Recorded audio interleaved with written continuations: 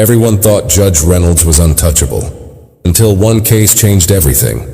A man fighting for justice walked out of his courtroom with nothing, but just 9 minutes later, the judge's entire career began to unravel. What happened that day exposed more than anyone could have imagined. Before we start the story, let us know in the comments where you're watching from today, and if you enjoy stories like this, don't forget to subscribe. The courtroom was filled with a quiet tension as people settled into their seats, the soft rustling of papers and occasional whispers breaking the silence. At the front, Judge Thomas Reynolds sat with a stiff posture, his face unreadable as he scanned through documents in front of him. He was known for his stern demeanor, but behind his reputation as a firm judge, there were murmurs, stories of rulings that didn't quite sit right, decisions that seemed more personal than professional. James Carter, a well-dressed man in his late 30s, sat at the defendant's table. He exuded a calm confidence, though his eyes betrayed a hint of weariness. This wasn't his first battle in court, but it was perhaps his most important. James was fighting to protect a small piece of property that had been in his family for decades. His attorney, Sarah Mitchell, a sharp and relentless advocate, sat beside him, her hands clasped tightly around a stack of neatly organized files. She had spent weeks preparing for this moment, and had no intention of letting it slip away. As the proceedings began, Sarah presented their case with precision. She walked the court through a timeline of events, submitting photographs, legal documents, and even witness statements that painted a clear picture of James's rightful ownership. But as she spoke, Judge Reynolds seemed distracted. His gaze wandered, his fingers tapping idly against the desk. When Sarah introduced a critical piece of evidence, a signed affidavit from a longtime neighbor, Judge Reynolds cut her off mid-sentence. "That won't be necessary," he said, his tone clipped and final. The room fell silent as all eyes turned to him. Sarah hesitated, confused. "Your Honor, this document directly supports my client's claim," she began, but Judge Reynolds waved a dismissive hand. "We've heard enough," he said, his voice carrying the weight of authority. "Let's move to a ruling." The decision came faster than anyone expected. In less than 5 minutes, the judge sided with the opposing party, dismissing James's claim without acknowledging much of the evidence. The courtroom erupted into murmurs of disbelief. Sarah clenched her jaw, her frustration evident. James, however, remained calm. He simply stood, nodded to Sarah, and began to gather his papers. As James left the courtroom, the gallery buzzed with quiet outrage. A man sitting near the back whispered to his companion, "That was over before it started." Others exchanged looks of disapproval, but no one spoke up. Judge Reynolds maintained his air of indifference, tapping his gavel to restore order before calling for the next case. But something hung in the air, a tension that even the judge couldn't shake, though he did his best to ignore it. Sarah, however, wasn't ready to let it go. As James exited through the heavy wooden doors, she stayed behind, her fingers flying across her phone screen. She sent a message to an unknown contact, her face hard with determination. Whatever she was planning, it was clear she wasn't going to let this ruling stand without a fight. Judge Reynolds returned to his chambers after the swift dismissal of James Carter's case. The gavel he had used moments earlier now sat idly on his desk, its echo still ringing faintly in his mind. He loosened his tie, brushing off the faint unease that had crept over him. This was just another case, he told himself. Nothing unusual. Yet something about Sarah Mitchell's sharp glare as she left the courtroom lingered. Minutes passed uneventfully. He reached for his coffee, now cold, and leaned back in his chair. Then his desk phone buzzed, a sharp, unexpected sound that made him sit up straighter. Reynolds rarely received calls during court hours unless it was urgent. He cleared his throat and picked up the receiver. "This is Reynolds," he said, his tone brisk. On the other end, a voice introduced itself calmly but firmly as someone from the State Judicial Review Board. Judge Reynolds stiffened, his fingers tightening around the phone. The caller informed him that a complaint had just been filed, triggering an immediate inquiry into his handling of the case he had just dismissed. Reynolds frowned, irritation mixing with a twinge of anxiety. "What complaint?" he snapped, his voice louder than he intended. This was a routine ruling. The voice on the line didn't waver. The complaint alleges judicial bias. It's supported by several documented cases where similar patterns were observed. "We're calling to inform you that an independent review has been authorized, effective immediately." The words hung in the air, heavy and damning. Judge Reynolds opened his mouth to argue, but stopped. He couldn't remember the last time anyone from the Judicial Board had acted this quickly. It was unsettling. Without another word, the line went dead, leaving Reynolds staring at the phone as a bead of sweat rolled down his temple. Back in the courthouse hallway, Sarah Mitchell walked briskly alongside James Carter, her phone still in hand. She had sent multiple messages in the past few minutes, contacting key individuals who could bring attention to what had just happened. She glanced at James, who seemed far calmer than she felt. "They won't get away with this," she said firmly. "That ruling wasn't just unfair, it was deliberate, and I'll make sure it doesn't stand." James nodded but said little. He trusted Sarah's determination, though his mind was already racing ahead. Something about the judge's demeanor during the case hadn't sat right with him. He couldn't shake the feeling that this wasn't the first time Reynolds had made a decision like this. As they stepped into the crisp afternoon air, Sarah's phone buzzed. She glanced at the screen, her expression hardening. "It's already starting," she muttered. Without explaining further, she motioned for James to follow her. Whatever she had put in motion was moving faster than either of them had anticipated. Judge Reynolds paced his chambers, the caller's words looping in his mind. He had dealt with complaints before, irritated lawyers or disgruntled parties upset about losing a case. But this felt different. It wasn't the complaint itself that unnerved him, but the speed at which the board had moved. 9 minutes. That was all it had taken for them to act. Reynolds knew the board rarely intervened without strong evidence, and he couldn't ignore the chilling implications. He picked up his phone and dialed a number, his hand trembling slightly. The call went to voicemail. Cursing under his breath, he ended the call and slumped into his chair. For the first time in his career, Reynolds felt the weight of his authority slipping from his grasp. His confidence, which had always been his shield, was now riddled with cracks. Meanwhile, Sarah and James walked toward the courthouse steps, joined by a small group of reporters who had already caught wind of the dismissal. Sarah, ever the professional, declined to comment, but held her head high. James followed suit, his composure unbroken, though the growing crowd made him uneasy. As they stepped away from the media, Sarah's phone buzzed again. She glanced at the screen, a flicker of satisfaction crossing her face. "The footage is circulating," she said quietly, tilting the screen to show James a short clip. It was a recording of Judge Reynolds' ruling, uploaded by someone in the gallery. The dismissive tone in Reynolds' voice and his refusal to consider evidence were already sparking outrage online. "It's going viral," Sarah continued. "People are tagging the Judicial Board and demanding answers. This isn't just a legal fight anymore. It's public now." James watched the video in silence. For the first time, he noticed how the narrative had shifted. He was no longer just a man fighting a property dispute. He had become a symbol of something much larger. He turned to Sarah, his voice low but steady. "What happens next?" Sarah's expression was determined, almost fierce. "Now," she said, "we make sure they can't ignore this." Back in the courthouse, Reynolds' unease deepened as a second call came through, this time from a colleague on the bench. The tone was curt, almost dismissive. "Thomas, there's chatter about your ruling today. It's not looking good. You should prepare for a formal inquiry." Reynolds barely replied before the line went dead. He leaned back in his chair, staring at the ceiling. What he had thought was a routine decision was rapidly spiraling into something far more dangerous.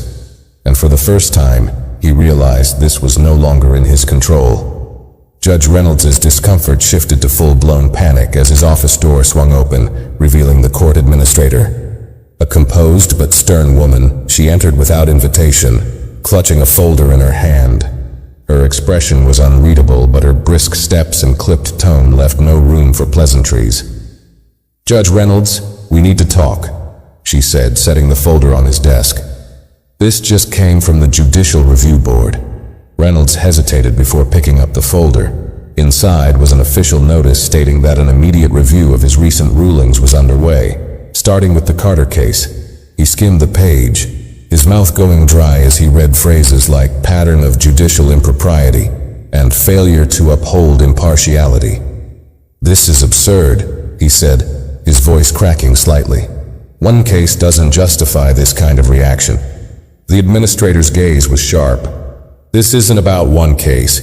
This is about a history that's catching up with you. The Carter case was just the tipping point." Reynolds' indignation faltered. He had always believed his position made him untouchable, his authority unquestionable. But now, the walls were closing in, and he was starting to see how far this might go. Outside the courthouse, Sarah sat on a bench with James, her phone buzzing non-stop with notifications. The video of the judge's ruling had reached thousands, with comments pouring in by the second. People shared their own stories of judicial misconduct, amplifying the backlash. A few prominent voices had picked up the clip, calling for Reynolds' immediate suspension. James leaned forward, his elbows resting on his knees. "Do you think this will be enough?" he asked. "It's not just about Reynolds anymore," Sarah replied, scrolling through her phone. "This has turned into something bigger. People aren't just angry about your case, they're angry about what he represents." James nodded, understanding her point but still unsure of what the outcome would be. He glanced back at the courthouse, his thoughts racing. For years, he had felt like the system wasn't built for people like him, people without connections, without privilege. Now, for the first time, he felt the system cracking under the weight of public scrutiny. As Sarah scanned her phone, a new notification caught her attention. She tapped on the message, her lips curving into a faint smile. "The review board just released a statement," she said, turning the screen toward James. The statement was brief but firm. "We take allegations of judicial misconduct seriously and have launched an immediate investigation into Judge Thomas Reynolds. Updates will follow." James read the words carefully, his expression unreadable. Finally, he sat back, exhaling slowly. Looks like the judge isn't as untouchable as he thought. Inside his chambers, Reynolds sat alone, staring at the folder on his desk. The once confident judge now looked smaller, his authority unraveling with each passing minute. Somewhere deep down, he knew this wasn't going to end with a simple inquiry. This time, there would be consequences. The courthouse was unusually quiet that afternoon, though the tension in Judge Reynolds' chambers was suffocating. The walls, once adorned with certificates and commendations, seemed to close in on him. His phone buzzed again, a call from the Chief Justice of the State Judiciary. For a moment he considered ignoring it, but the weight of the situation forced his hand. "Reynolds," he said, attempting to sound composed. The Chief Justice didn't waste time with pleasantries. "Thomas, what's going on? I've been fielding calls all morning. This case is a disaster. Do you realize what's happening?" Reynolds opened his mouth to respond, but the chief cut him off. "This isn't just public backlash. The board is involved and it's moving fast. They're demanding your immediate suspension pending a full investigation." Reynolds' stomach twisted. "Suspension?" he repeated, his voice thin. "I've handled hundreds of cases without issue. One ruling shouldn't." "It's not one ruling," the chief interrupted. "This is about perception, Thomas, and right now the perception is that you're biased. Public trust in the judiciary is at stake. Do you understand what that means?" The line went silent for a moment. Reynolds closed his eyes, gripping the edge of his desk as the chief continued. "You need to step aside. The board will be issuing their statement soon. I suggest you prepare yourself." The call ended abruptly, leaving Reynolds staring at the blank wall in front of him. For years he had operated with the belief that his position was immune to scrutiny. Now, that illusion was crumbling. Outside the courthouse, Sarah and James were approached by a group of reporters, cameras clicking and microphones thrust toward them. Sarah, composed and professional, offered a short statement. The dismissal of this case was not only unjust, but indicative of a deeper issue within the judiciary. We welcome the review board's investigation and hope this serves as a step toward restoring faith in the system. James stood silently beside her, his presence calm but commanding. The reporter's questions came rapidly. Do you think the judge is guilty of bias? Will you be refiling the case? How far are you willing to take this? Sarah answered carefully but firmly. Our focus is on ensuring accountability. This isn't just about one case. It's about ensuring fairness for everyone who comes through those courtroom doors. As the reporters dispersed, James turned to Sarah, his expression thoughtful. Do you think this will actually change anything? Sarah hesitated for a moment before replying. It already has, but we're not done yet. Back in his chambers, Reynolds received another notification. This time, it was an official email from the Judicial Review Board, confirming his suspension. He read the words slowly, his hands trembling. Effective immediately, Judge Thomas Reynolds is suspended from all judicial duties pending further investigation. The gavel that had symbolized his authority now seemed more like a weight he couldn't lift.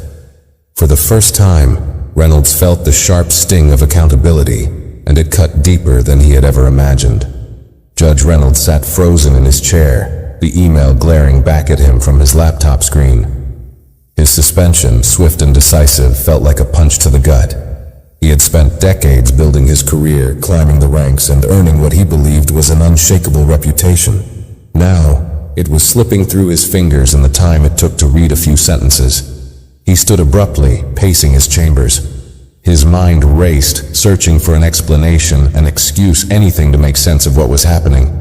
But the truth was unavoidable. This wasn't about one decision. It wasn't even about James Carter. The speed of the suspension made it clear that his past rulings were coming back to haunt him. Cases he thought had been forgotten were likely under review, and he knew what they would find. Patterns, assumptions, decisions that had always favored the powerful over the powerless. He slammed his fist on the desk, the sound echoing through the empty room. His thoughts drifted back to the Carter case. It was supposed to be routine. Dismiss the claim, side with the well-connected plaintiff, and move on. He hadn't expected Sarah Mitchell to be so relentless or for James Carter to remain so composed, and he certainly hadn't anticipated the video. The video. It was the one thing he couldn't control, and it was spreading like wildfire, fueling outrage with every view. Outside the courthouse, Sarah and James sat at a nearby cafe, trying to make sense of the whirlwind events. Sarah scrolled through her phone, monitoring the growing momentum online. The video had reached tens of thousands of views in just a few hours, with hashtags like #JudicialBias and #accountability for Reynolds trending on social media. Prominent figures had begun sharing the clip, calling for reform and transparency in the judicial system. Look at this, Sarah said, showing her phone to James. People are already connecting this to other rulings he's made. There are posts from people claiming similar treatment in his courtroom. James leaned closer, scanning the comments. Stories poured in from others who had been dismissed or unfairly judged by Reynolds. Land disputes, small business cases, even family court matters. There was a clear pattern emerging, and it wasn't in the judge's favor. It's not just me, James said quietly, his voice tinged with a mix of surprise and sadness. This is bigger than my case. Sarah nodded, her expression resolute. Exactly. That's why this is gaining so much traction. Your case opened the floodgates, but it's exposing something systemic. Reynolds isn't just a bad judge. He's a symptom of a broken system. As they spoke, Sarah's phone buzzed again. It was an email from the Judicial Review Board, confirming that Reynolds' suspension had been made public. Attached was a formal statement outlining the reasons for the investigation, citing multiple allegations of impropriety, bias, and failure to uphold judicial standards. Sarah skimmed the email, then handed the phone to James. They're not holding back, she said. They've named your case specifically. This isn't just a slap on the wrist, they're preparing for something much bigger. James read the statement carefully, his brow furrowing. Do you think he'll fight this? He might try, Sarah replied.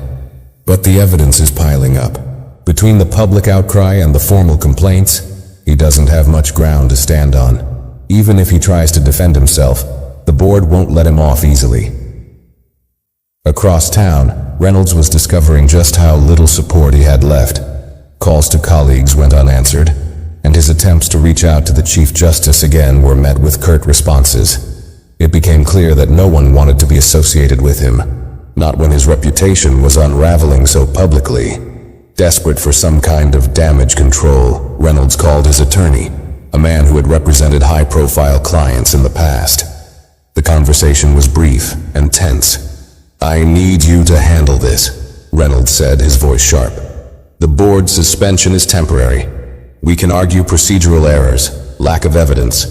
His attorney cut him off. "Thomas, this isn't just about the suspension. The public pressure is overwhelming.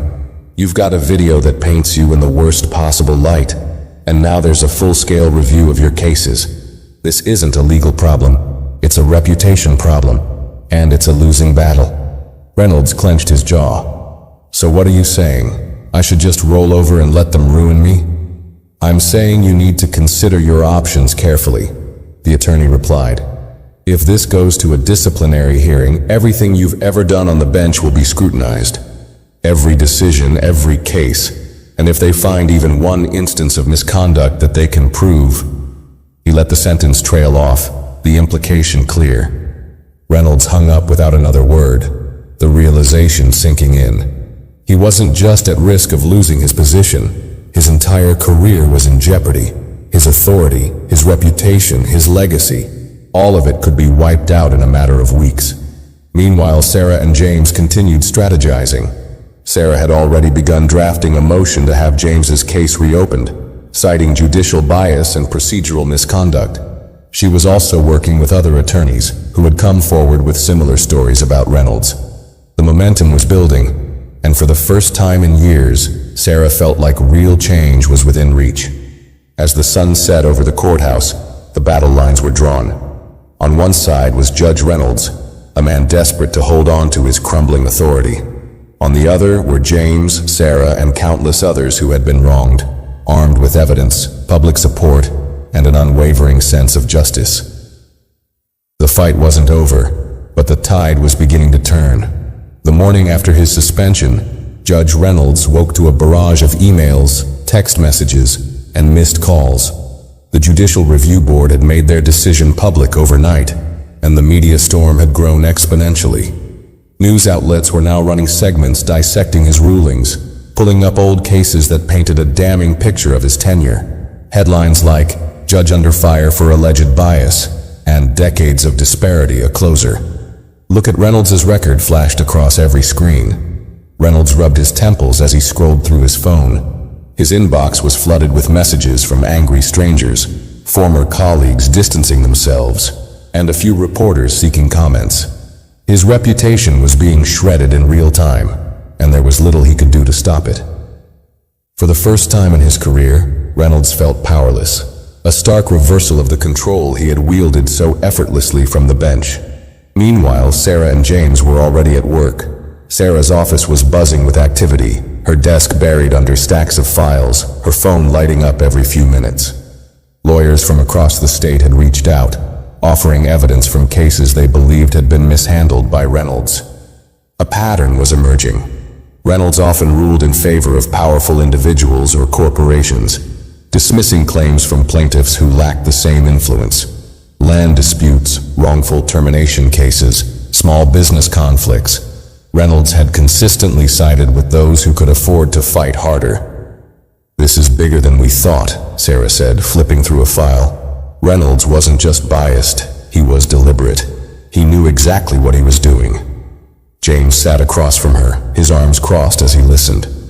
"How does something like this go on for so long?" he asked. "Didn't anyone notice?" "They noticed," Sarah replied. "They just didn't care. Judges like Reynolds thrive because the system lets them. Most people don't have the resources to fight back, and those who do usually settle to avoid the cost and time. But this time, he pushed too far." As they spoke, Sarah received a call from one of the senior members of the Judicial Review Board. She put the phone on speaker, signaling for James to listen in. Ms. Mitchell, I wanted to inform you that the review board is moving quickly. The evidence you provided, combined with the public response, has created a strong case for immediate disciplinary action. We'll be holding a hearing next week. Sarah exchanged a look with James, her lips tightening. Thank you for the update. Will Mr. Carter's case be included in the hearing? Yes, the voice replied. We've flagged it as a critical example of bias. The board will also be examining his broader record to identify any systemic issues. After the call ended, James leaned forward, his voice steady but resolute. So, what happens if they find what we already know? Sarah looked at him, her expression serious. If the board confirms misconduct, Reynolds could be permanently removed from the bench. And if the findings are severe enough, there's a chance he could face legal consequences. James nodded, the weight of the situation settling over him. He's not going to go down quietly, he said after a moment. People like him never do. Sarah smiled faintly, her eyes sharp. That's why we're not giving him a choice. Across town, Reynolds was scrambling to mount a defense. His attorney had called an emergency meeting, advising him to prepare for the worst. The review board is ruthless when it comes to cases like this, the attorney said, pacing the room. Once the public is involved, they don't stop until they've made an example out of someone. Right now, you're that someone. Reynolds frowned, his jaw tightening. So, what do you suggest? That I roll over and let them ruin me? I suggest you step aside voluntarily, the attorney replied, his tone blunt. Resigning might be your only way to salvage what's left of your reputation. Reynolds bristled at the idea. Resigning would mean admitting defeat, and he wasn't ready to give up that easily. But as the attorney continued to outline the potential outcomes of the hearing, a public reprimand, disbarment, and even lawsuits, Reynolds began to realize just how dire his situation was. Back at Sarah's office, the momentum continued to build. Reports from journalists and statements from advocacy groups flooded in, all echoing the same demand. Accountability. The movement had grown beyond James Carter's case, evolving into a broader push for judicial reform. People who had once felt powerless were now speaking out, their voices amplified by the media and social platforms. James watched it all unfold with a mix of pride and disbelief. I never thought this would happen, he admitted. I just wanted a fair hearing, and now, it's so much more. That's because fairness isn't just about your case, Sarah said. It's about making sure this doesn't happen to anyone else. By the end of the day, Reynolds' name was everywhere, tied to allegations that grew more damning by the hour. His suspension had turned into a public spectacle, and the upcoming hearing promised to be even more explosive. But for Sarah and James, the fight wasn't over yet. They knew this was their chance to not only hold Reynolds accountable, but to set a precedent for change. And they weren't about to let it slip away. The week leading up to Judge Reynolds' disciplinary hearing was a whirlwind of activity. The media storm showed no signs of slowing down, with news outlets publishing detailed exposés on his past rulings. Each day seemed to bring new allegations, new voices stepping forward to share their stories of unfair treatment in Reynolds' courtroom. What had started with James Carter's case had turned into a full-blown movement. In Sarah's office, the pressure was mounting. She had spent hours preparing the motion to reopen James's case and drafting statements for the hearing. Her desk was piled high with affidavits and evidence, much of it sent by people who had experienced similar outcomes under Reynolds' watch. Each document painted a clearer picture of a judge who had abused his authority for years, dismissing cases that didn't align with his biases or personal interests.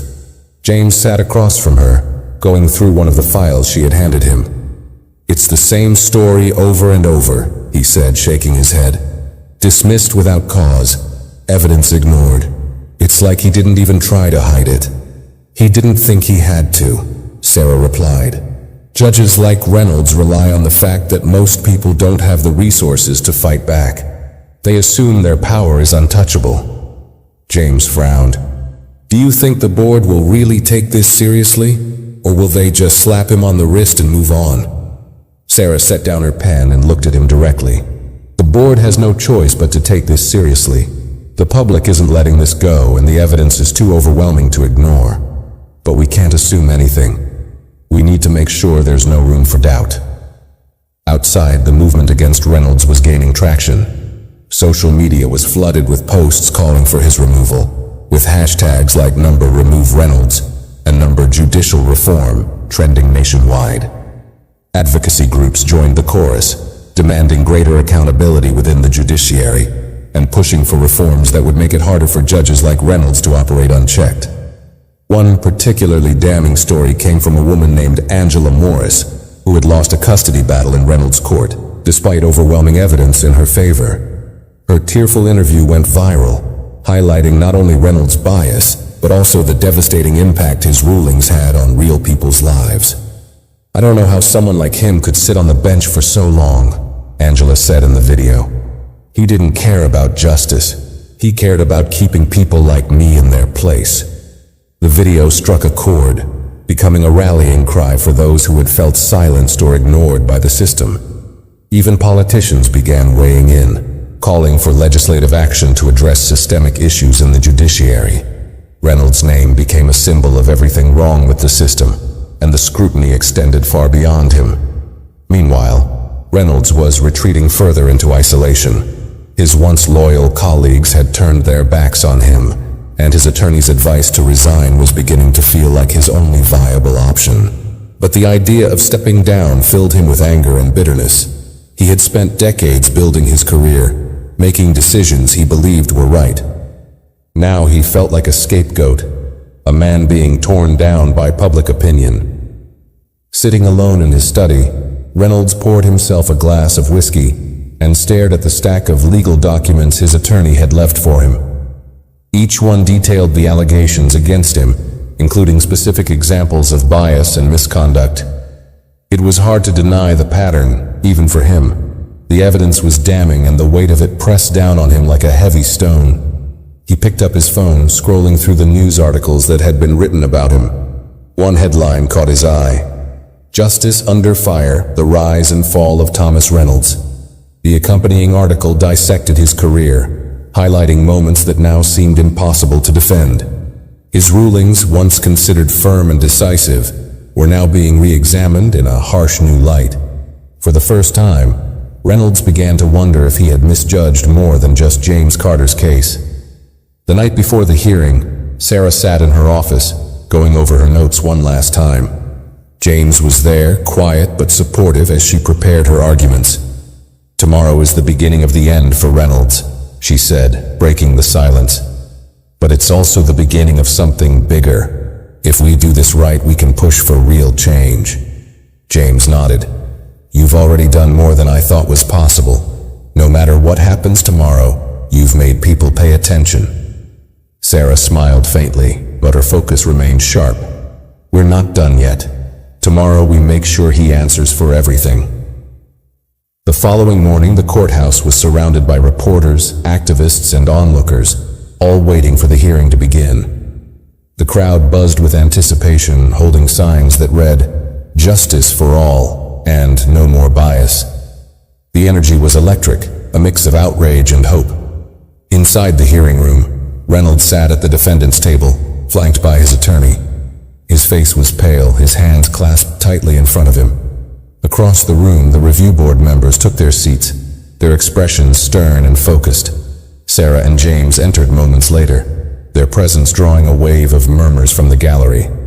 The board chair cleared her throat, silencing the room. "We are here to address allegations of judicial misconduct against Judge Thomas Reynolds," she began. "This hearing will examine evidence of bias, impropriety, and failure to uphold the principles of justice." Reynolds shifted uncomfortably in his seat as the hearing began. For the first time in his life, he wasn't the one in control. And as Sarah prepared to present her case, it became clear that the fight for justice had only just begun. The hearing room buzzed with tension as the proceedings began. The panel of review board members sat elevated at the front, their expressions hard and focused. Each member had a thick file in front of them containing the evidence compiled against Judge Reynolds.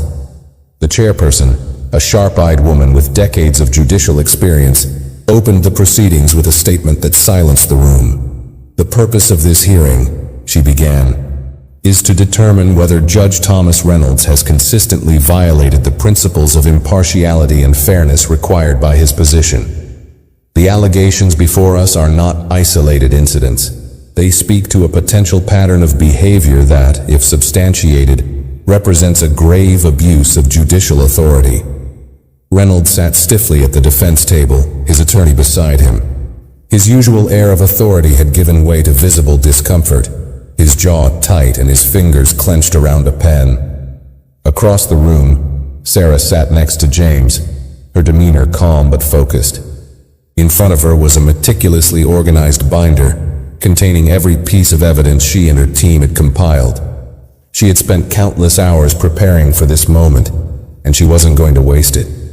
The first to testify was Angela Morris, the woman whose viral interview had brought national attention to Reynolds' alleged misconduct. She took the stand with quiet determination, recounting her custody battle in Reynolds' courtroom. Her voice shook slightly as she described how he had dismissed key evidence and interrupted her attorney repeatedly, favoring her ex-husband, a wealthy businessman with ties to local politicians. "I felt powerless," Angela said, her voice breaking. "No matter what we said, it felt like Judge Reynolds had already made up his mind. He didn't care about the facts. He didn't care about my children." As she spoke, Reynolds avoided her gaze, his eyes fixed on the table in front of him. The board members listened intently, their faces grim. When Angela finished, she stepped down to a ripple of murmurs from the audience. Her testimony had struck a chord, setting the tone for the hearing. Next came Sarah's turn to present evidence. She stood, her heels clicking against the polished floor as she approached the panel. She began with James's case, walking the board through the events of that day in painstaking detail. She showed the video footage of Reynolds dismissing James's claim, the judge's voice curt and dismissive as he cut off Sarah's arguments.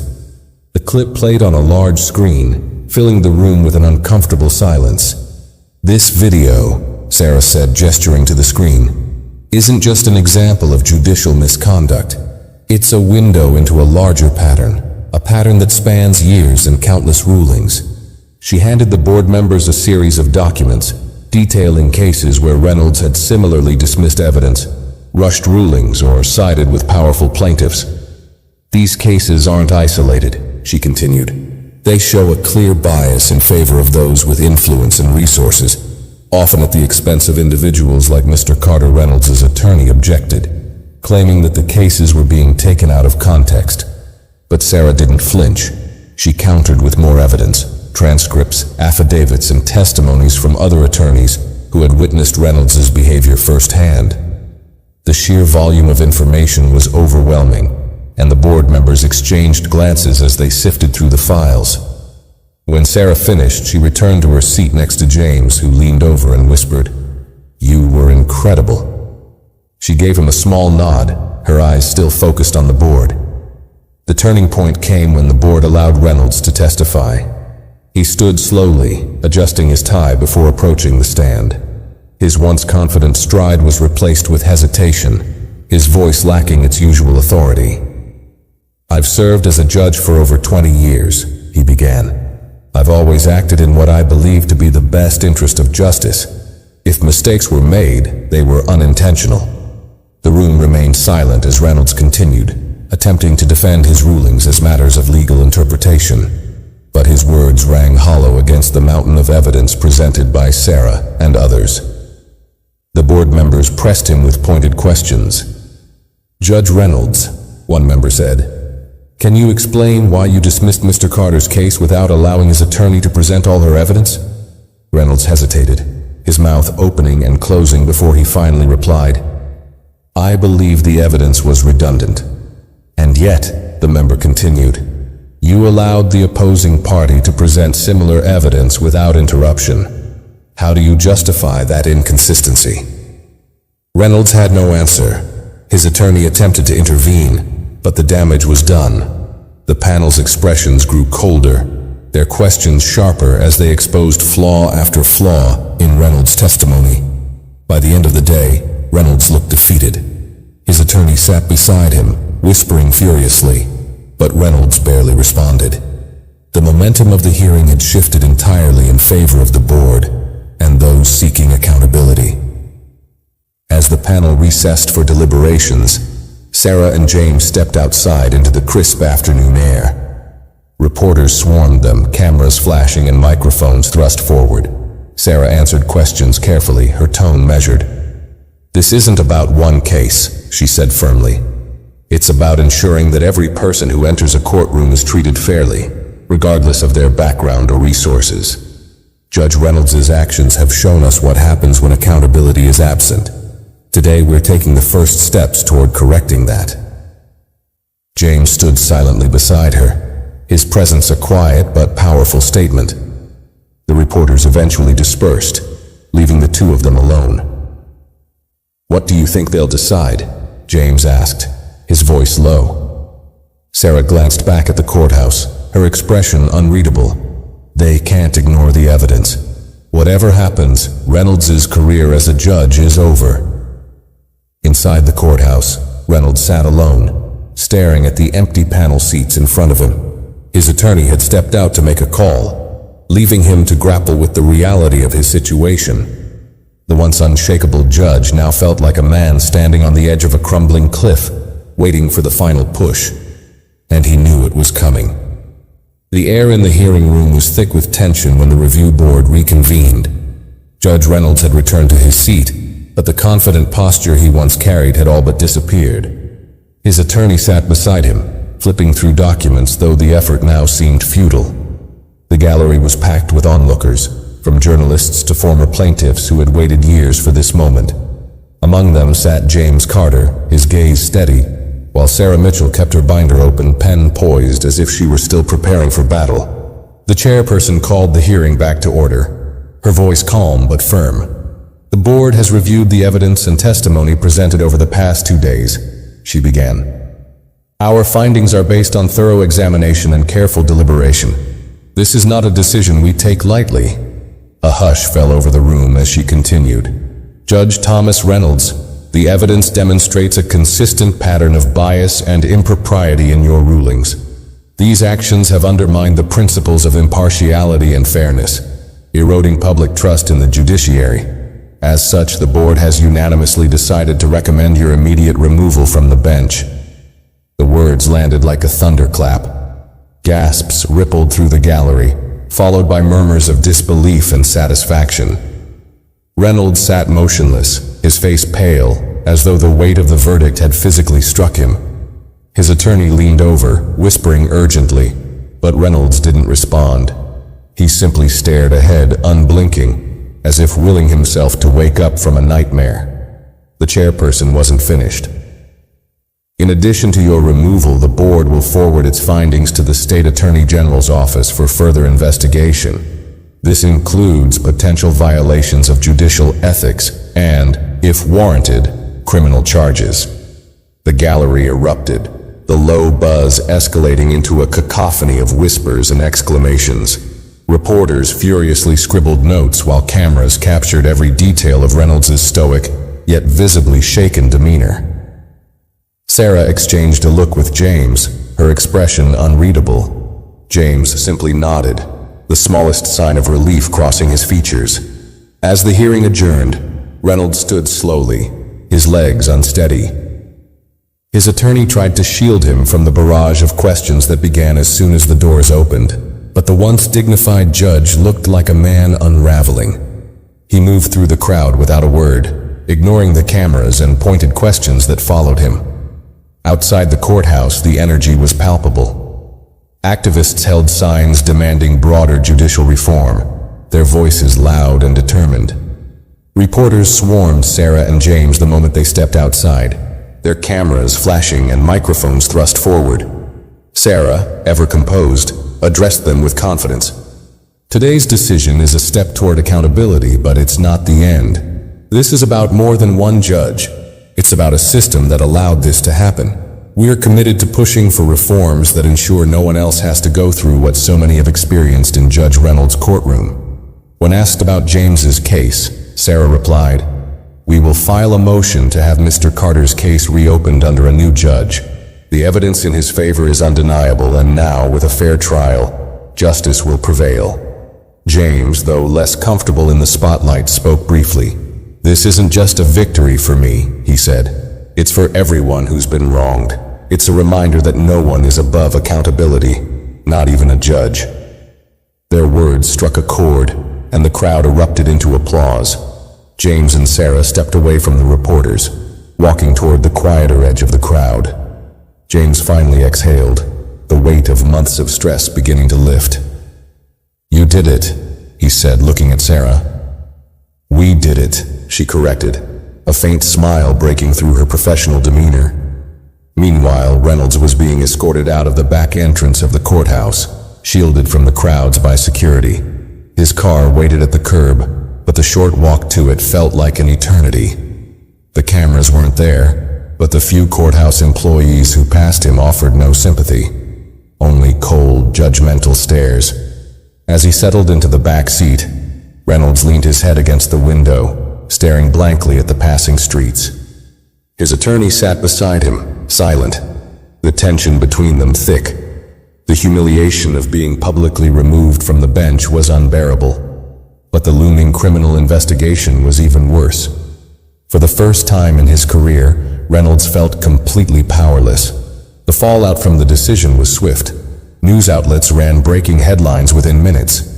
Judge removed for bias after public hearing, and judicial reform on the horizon as Reynolds faces criminal inquiry. Social media exploded with reactions, many celebrating the decision as a win for accountability. Advocacy groups used the momentum to push for broader reforms, including more oversight of the judiciary and greater transparency in the courtroom. At Sarah's office, a small celebration was underway. Her team had worked tirelessly to compile the evidence and support the movement that had grown out of James's case. Now, they were finally seeing the results of their efforts. Sarah sat at her desk, a glass of sparkling water in hand, as she watched the coverage on her phone. James sat across from her, his own relief evident but subdued. "Do you think this will really change anything?" he asked. Sarah set her glass down, her expression thoughtful. "It's a start," she said. "Reynolds is just one judge, but his removal sends a message. It shows that the system can be held accountable. Now we need to make sure this momentum doesn't fade." James nodded, understanding the weight of her words. He had never expected his fight for fairness in a simple property case to turn into a movement. Yet here they were, at the center of something much larger than either of them had anticipated. That evening, as Reynolds sat alone in his study, the gravity of his situation fully sank in. His phone buzzed constantly, calls from reporters, former colleagues, and even his family. But he ignored them all. The whiskey glass in his hand trembled slightly as he stared at the stack of legal documents in front of him. They were no longer a shield. They were evidence, pieces of a career that had unraveled in spectacular fashion. Meanwhile, across town, Sarah closed her office for the night. She packed up her files, her mind already racing with plans for the next steps. James's case would be reopened, and she intended to see it through to the very end. For her, this wasn't just about one victory. It was about building a better system, one case at a time. As she locked the door and walked into the quiet evening, the faint echoes of the day's triumph lingered in her mind. The fight was far from over, but for the first time, it felt like they were finally moving in the right direction. The days following Judge Reynolds' removal from the bench were chaotic, both for him and for the judicial system he had once dominated. The state attorney general's office announced an official inquiry into his conduct, focusing not only on the Carter case, but on a long list of rulings that had raised red flags. Prosecutors began combing through court transcripts and financial records, searching for evidence of deeper corruption. The media pounced on every update, keeping Reynolds' name plastered across headlines and broadcasts. For Reynolds, the fallout was swift and devastating. His removal had turned him into a pariah in the legal community. Former colleagues distanced themselves, and organizations he had been affiliated with quietly erased his name from their rosters. Even his longtime friends stopped returning his calls. He was no longer a respected figure in the judiciary. He was a cautionary tale. Sitting in his dimly lit study, Reynolds felt the crushing weight of isolation. The once proud judge now faced the grim reality of public disgrace and potential criminal charges. The emails from his attorney were increasingly grim, outlining the growing list of accusations against him. Among them were allegations of financial conflicts of interest, cases where his rulings seemed to favor parties with whom he had undisclosed connections. Reynolds had always thought he was untouchable, but now it was clear that his arrogance had been his undoing. Meanwhile, Sarah Mitchell's office became the epicenter of a broader movement for judicial reform. Advocacy groups reached out, eager to collaborate on campaigns aimed at increasing transparency and accountability in the judiciary.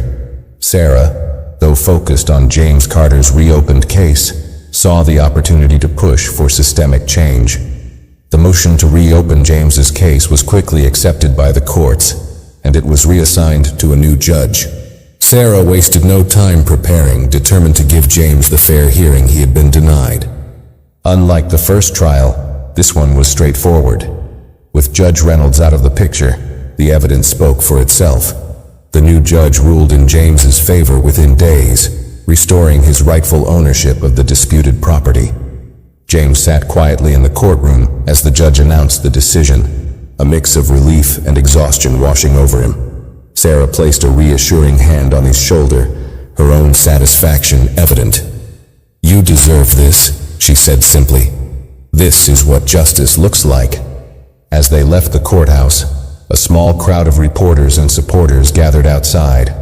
Unlike the previous media frenzy, this moment felt quieter, more personal.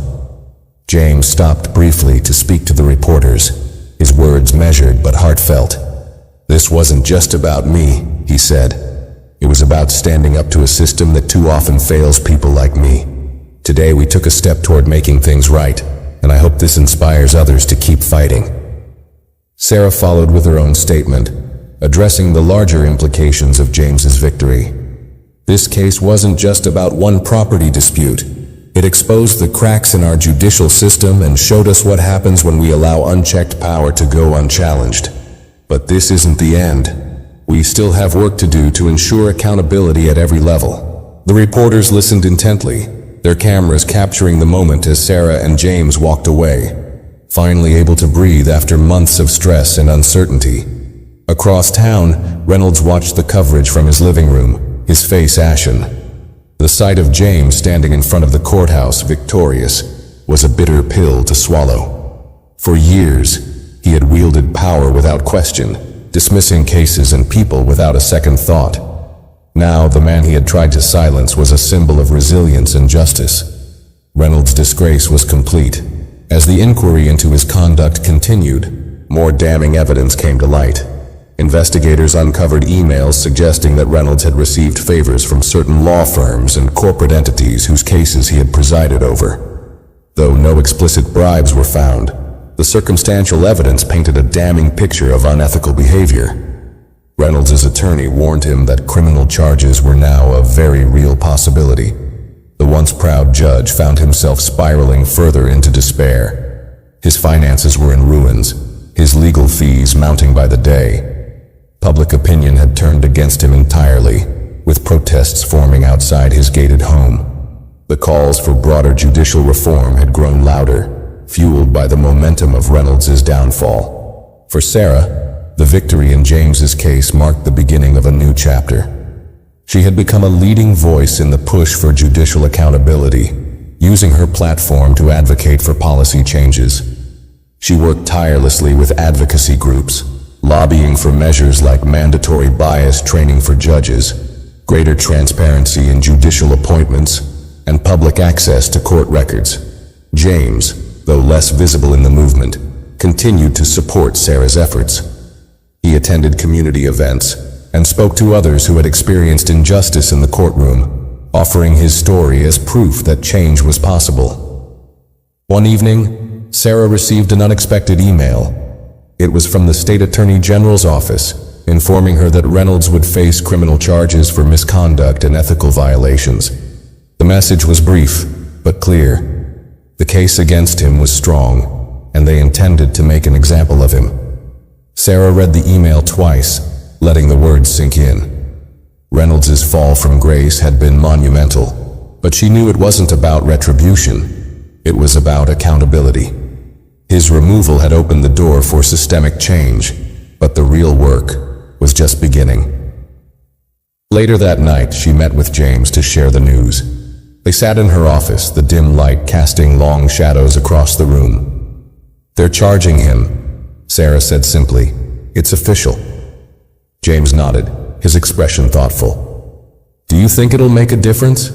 "It already has," Sarah replied. "But this is just one step. We have to keep going." As the weeks passed, the reforms Sarah and others had fought for began to take shape.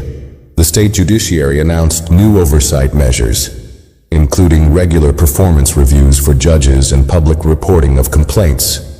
Advocacy groups used Reynolds' case as a rallying point, demanding similar changes in other states. For Sarah and James, the journey had been exhausting, but it was worth it. They had stood up to a broken system and forced it to confront its flaws. And while the road ahead was still long, they knew they had made an impact that would be felt for years to come. The public trial of Judge Thomas Reynolds became one of the most widely followed legal proceedings in the state's history. The courtroom was packed every day with journalists, activists, and citizens who had been personally affected by his rulings crowding the gallery. The trial's coverage extended beyond local news. National outlets picked it up as a defining moment in the fight for judicial accountability. The evidence presented by prosecutors was staggering. Financial records showed Reynolds had attended private events hosted by wealthy litigants whose cases he presided over. While no explicit bribes were traced, there were enough favors, gifts, and questionable decisions to paint a damning picture. Testimonies from attorneys and former litigants revealed a pattern of Reynolds dismissing cases with merit, silencing opposing counsel, and favoring powerful parties. One witness, a small business owner named Marco, described how Reynolds had ruled against him in a lawsuit involving a multinational corporation. "I had evidence, contracts, emails, everything to prove my case," Marco testified, his voice filled with frustration. "But Judge Reynolds didn't even let me present half of it. He sided with them before we even finished."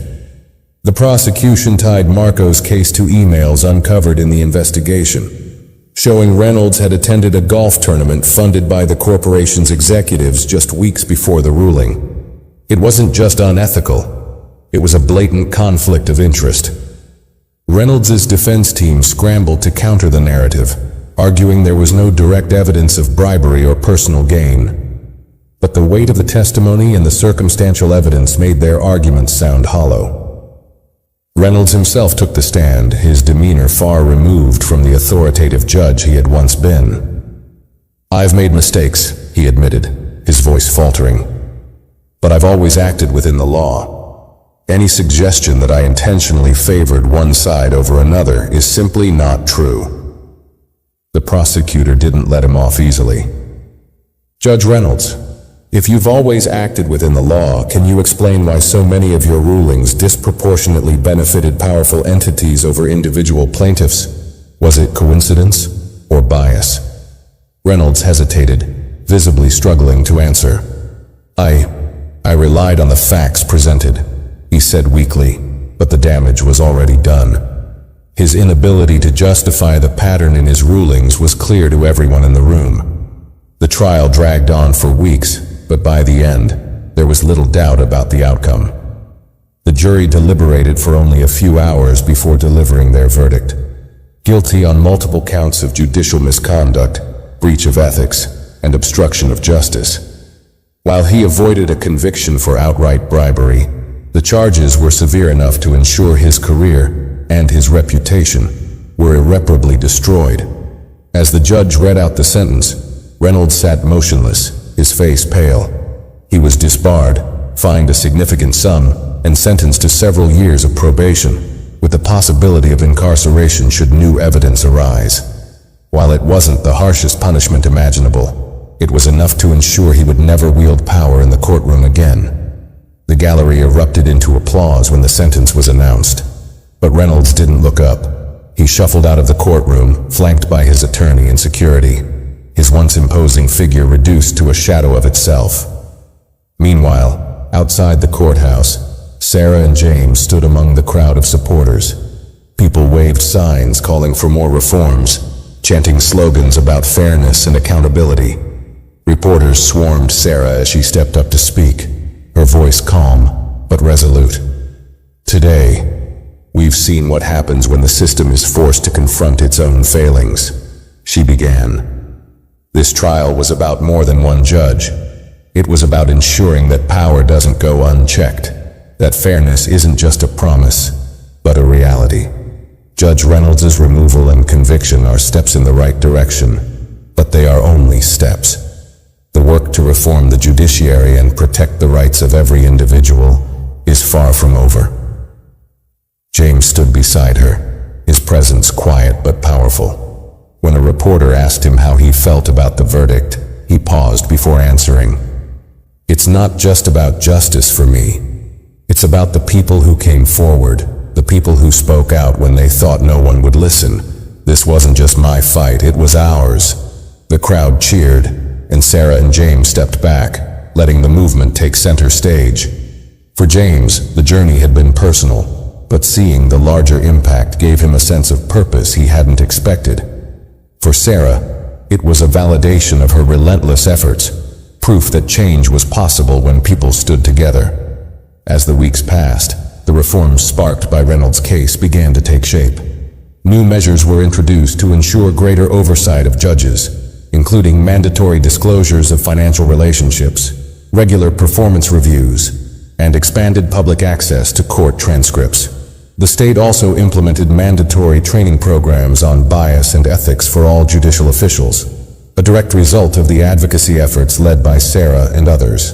James, though less visible in the public eye, continued to play a role in the movement.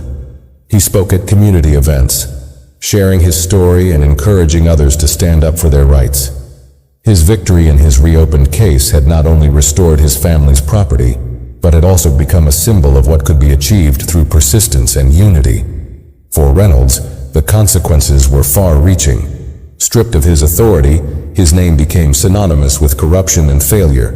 His disbarment left him unable to practice law, and the financial penalties drained what remained of his savings. He retreated into obscurity, his once prominent career reduced to a cautionary tale of arrogance and abuse of power. Meanwhile, Sarah and her team pressed forward, using the momentum from Reynolds' trial to push for national reforms. They worked with advocacy groups, legislators, and even other attorneys to draft proposals that would make the judiciary more transparent and accountable.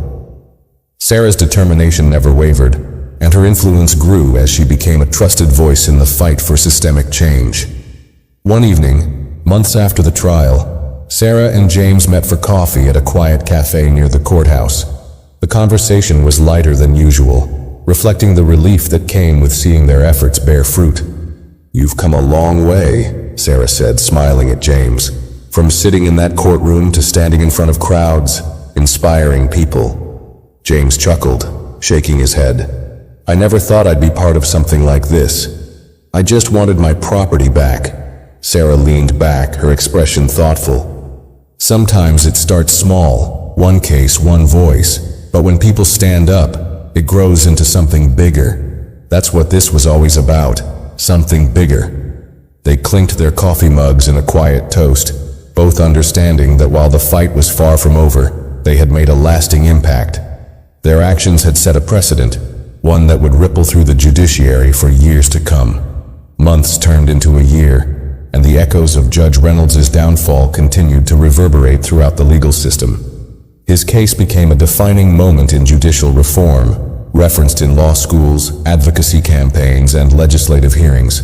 The reforms Sarah Mitchell and her team had fought for became law, ensuring stricter oversight and transparency for judges across the state. The ripples of their work reached beyond state lines, inspiring similar movements in other parts of the country. For Sarah, the experience was transformative. She had always been a fighter for justice, but this case had shown her the power of collective action. Her once modest practice had grown into a hub for reform, where attorneys, activists, and everyday citizens came together to challenge systemic issues. Sarah became a sought-after speaker at conferences and events, her name synonymous with integrity and perseverance. James Carter, meanwhile, had returned to a quieter life. His family's property was thriving again, a reminder of what fairness and determination could achieve. But he hadn't entirely stepped away from the movement. He remained a voice of encouragement, attending community forums and offering support to those who, like him, had felt silenced by the system. Though he preferred to stay out of the spotlight, his story continued to inspire others to stand up for what was right. On a crisp autumn day, James found himself back at the courthouse, this time as a guest speaker at a seminar on judicial accountability. He spoke about his experience with humility and grace, emphasizing the importance of persistence and community. As he finished, the audience erupted into applause, many thanking him personally for sharing his story. Afterward, Sarah joined him outside the courthouse steps, the same steps where they had stood a year earlier, surrounded by reporters and supporters. The atmosphere was calmer now, but the significance of their journey wasn't lost on either of them. "You did well in there," Sarah said, smiling. "You've become quite the speaker." James laughed. "I had a good teacher." They stood in silence for a moment, watching the late afternoon sun cast long shadows over the courthouse. For all the battles they had fought, the victories they had won, and the reforms they had pushed, they both knew there was more to do. But for now, they allowed themselves a rare moment of peace. "Do you ever think about him?" James asked suddenly, breaking the silence. "Reynolds?" Sarah replied. "Sometimes. Not often. He's not the point anymore. What matters is the change we made because of him. He's just a chapter in a much bigger story." James nodded, the weight of her words settling over him. "A lot of people won't forget what he did," he said. "But maybe now, they'll remember what came after." Sarah smiled, her gaze steady. "That's the goal." As they walked away from the courthouse, their steps light but purposeful, it was clear that their work wasn't done. But it was also clear that they had already made a difference, one that would continue to grow long after their names faded from the headlines. For Sarah and James, the fight for justice was never about recognition or revenge. It was about fairness, dignity, and the belief that no one, not even the most powerful, was above accountability. And as they moved forward, they carried that belief with them, ready for whatever challenges lay ahead. Thank you for watching. If you enjoyed this story, make sure to like this video, share your thoughts in the comments, and subscribe to the channel for more stories like this. See you in the next one.